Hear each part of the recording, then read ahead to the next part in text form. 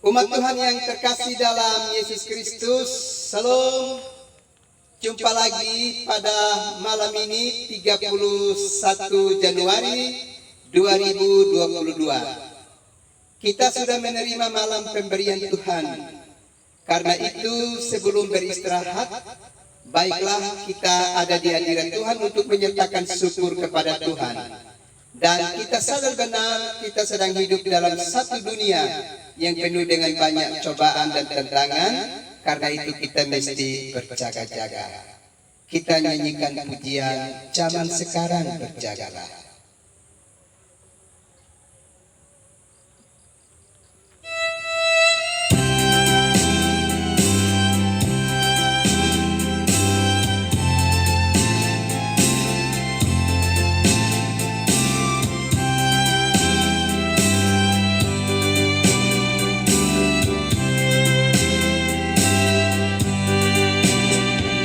Zaman sekarang berjagalah, lihat dunia bergelora, kedengaran sini sana banyak kabar mengembarkan. Berlindunglah dalam sabda Allah. Zaman sekarang berjagalah, lihat dunia bergelora, kedengaran sini sana banyak kabar mengembarkan. Berlindunglah dalam sabda Allah.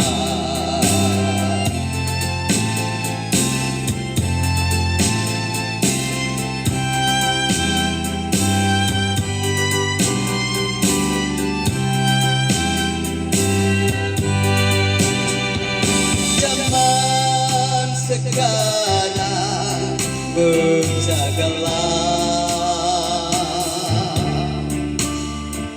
lihat dunia bergelora, kedengaran sini sana banyak kabar mengembarkan. Berlindunglah dalam sabda Allah.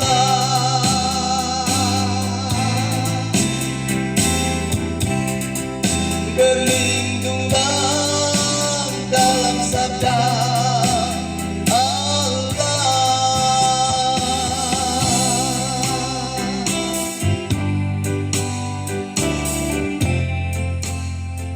Umat Tuhan yang terkasih dalam Yesus Kristus, kita akan mendengarkan kebenaran firman Allah. Karena itu mari kita berdoa. Segala puji, hormat dan sembah kami nyatakan ke hadapan hadirat-Mu Bapa. Sebab Bapa begitu luar biasa dalam memberkati kehidupan kami. Malam sudah menjadi bahagian buat kami, sesaat lagi kami akan beristirahat. Karena itu kami mau menyatakan syukur dan mendengarkan kebenaran firman-Mu. Datanglah dan berkati kami sekalian. Demi Yesus Kristus yang adalah firman yang hidup itu, kami berdoa. Amin.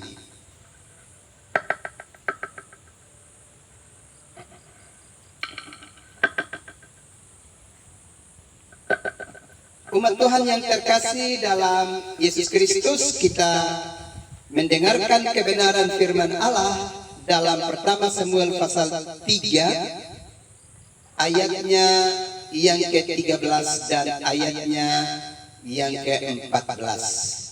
Beginilah bunyi firman Allah. Sebab telah kuberitahukan kepadanya bahwa aku akan menghukum keluarganya untuk selama-lamanya, karena dosa telah diketahuinya, yakni bahwa anak-anaknya telah menghujat Allah, tetapi ia tidak memarahi mereka. Sebab itu aku telah bersumpah kepada keluarga Eli, bahwa dosa keluarga Eli takkan dihapuskan dengan korban sembelihan atau dengan korban sajian untuk selama-lamanya.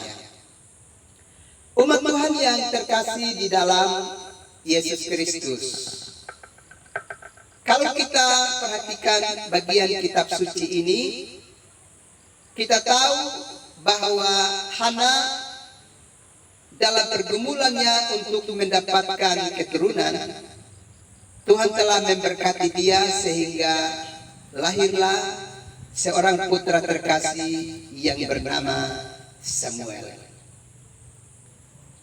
Memang Hana dalam satu tekanan yang berat,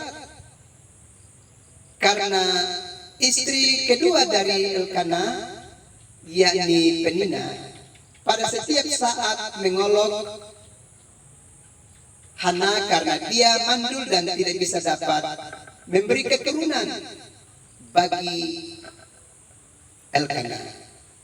Itulah sebabnya Hana bergumul dengan begitu luar biasa di bait Allah, dan Tuhan berkenan atasnya dan memberkati rahimnya sehingga telah terlahir seorang putra terkasih yang diberi nama Samuel. Dan Hana berjanji bahwa putra yang Tuhan berikan kepadanya, dia akan serahkan kepada Tuhan, sehingga Tuhan dapat memakai dia untuk kemuliaannya di tengah-tengah kehidupan dunia.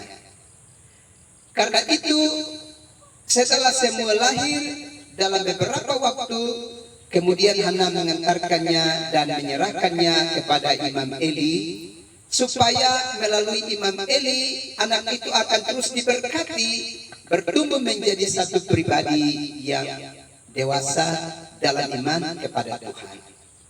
Dan kita tahu bahwa Imam Eli itu mempunyai anak-anak, dua orang putra terkasih, yakni Hofni dan Pinehas. Tapi keduanya ternyata berlaku busuk di hadirat Allah, melakukan banyak perkara yang tidak kudus. Dan itulah sebabnya Allah berkeputusan untuk menghukum Imam Eli dan kedua anaknya Hofni dan Pinehas. Dan berita penghukuman itu sudah disampaikan kepada Imam Eli. Dan kemudian berita itu disampaikan lagi kepada Samuel, anak yang dititipkan Hana kepada Imam Eli untuk dibesarkan. Dan kita bisa melihat di sini bahwa Samuel tidak tanggung-tanggung memberikan informasi dan menyampaikan hukuman yang akan diberikan oleh Allah kepada Imam Eli dan anak-anaknya. Ternyata sekalipun Samuel itu besar di tengah-tengah kehidupan keluarga Eli, tetapi bukan berarti karena Samuel telah tinggal bersama-sama dengan Imam Eli dan tentu menikmati makan dan minum dan mendapatkan pendampingan yang begitu luar biasa dalam hidup. Bukan karena demikian maka dia dapat menutup mulutnya untuk berkompromi dengan dosa. Ternyata Samuel lebih taat kepada Allah daripada sebuah kompromi yang tidak berkenan di hadapan Tuhan. Dan itu ternyata dilakukan oleh Samuel. Memang Imam Eli juga mengingatkan kepada Samuel supaya Samuel mesti terbuka memperkatakan apa yang dia dengar dari Tuhan terhadap hidupnya. Dan Samuel benar-benar membuka mulut dan menyampaikan apa yang akan Tuhan kerjakan bagi kehidupan Imam Eli. Bapak Ibu, saudara-saudara yang terkasih di dalam Yesus Kristus, dari pengajaran ini kita perlu belajar bahwa Kita tidak bisa membiarkan orang-orang yang kita kenal, anak-anak kita, keluarga kita, teman-teman sekerja kita, tetangga-tetangga kita yang sedang melibatkan dirinya dalam pekerjaan dosa, dan kita menutup mulut kita untuk tidak menyampaikan pesan Allah kepada mereka, menegur mereka untuk mereka harus mengalami pertobatan di dalam kehidupan mereka. Kita tidak bisa merasa malu hati dan lain sebagainya, dan kemudian kita tidak memperkatakan kebenaran untuk menegur setiap orang yang berbuat keji di dalam kehidupan mereka. Kita bisa lihat di sini Samuel yang telah hidup lama bersama-sama dengan Imam Eli. Dia tentu telah mendapatkan banyak berkat, banyak perhatian di tengah-tengah kehidupan keluarga itu. Tetapi semuanya itu tidak membuat dia harus menutup matanya, menutup telinganya, menutup hatinya untuk memperkatakan apa sesungguhnya yang dikehendaki oleh Tuhan bagi kehidupan keluarga itu. Dan ini menjadi pengajaran yang penting. Jangan pernah kita berkompromi dengan dosa di dalam perjalanan hidup kita. Dan karena itu kita memerlukan sebuah keberanian untuk bisa memperkatakan kehendak Allah, menyatakan seruan pertobatan, supaya setiap orang yang gemar melakukan dosa dalam hidupnya, kiranya di dalam tuntunan Roh Kudus dapat mengalami pertobatan di dalam hidup mereka. Dan itu harus dapat kita lakukan melalui nasihat dan teguran yang kita berikan kepada mereka. Dan Allah dalam kekuatan Roh-Nya pasti menaruh hikmatnya kepada kita untuk memperkatakan itu kepada sahabat-sahabat kita yang tengah bergumul dengan dosa di dalam hidup ini. Tuhan memberkati kita sekalian. Amin. Mari kita berdoa. Segala puji, hormat, dan sembah kami nyatakan kehadapan hadirat-Mu Bapa, karena Bapa terus melawat kami dengan kebenaran firman-Mu, supaya firman-Mu menerangi hati dan hidup kami, untuk kami tidak tinggal di dalam dosa, tapi kami mampu keluar dari dosa, karena kami setia mendengar nasihat-nasihat melalui firman-Mu. Terima kasih Tuhan, malam sudah menjadi bagian buat kami. Dan malam ini adalah hari yang terakhir di bulan Januari 2022. Kami akan segera beristirahat. Karena itu kami minta kepadamu, datanglah dan beri urapan khusus kepada kami, supaya malam ini kami dapat beristirahat dengan aman. Hamba juga berdoa untuk gereja Tuhan, para pendeta, para penatua diaken, dan para penginjil serta seluruh pelaku pelayanan yang Tuhan panggil dan tetapkan untuk mewartakan kabar baik serta seruan pertobatan. Perlengkapi semua pekerjamu dengan kuasa dan hikmat-Mu. Hamba juga berdoa untuk pemerintah kami, bangsa negara kami, Bapak Presiden, Bapak Gubernur, Bupati, Wali Kota, di mana kami menjadi bagian. Kiranya Tuhan memberkati para pemimpin bangsa kami, sehingga mereka menjadi pemimpin-pemimpin yang takut akan Tuhan.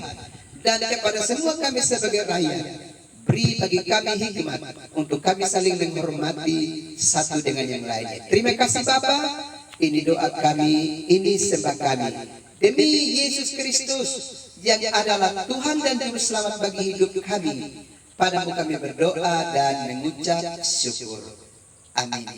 Umat Tuhan yang terkasih dalam Yesus Kristus, selamat malam, selamat beristirahat. Tuhan pasti melindungi dan memberkati umat Tuhan sekalian. Salam.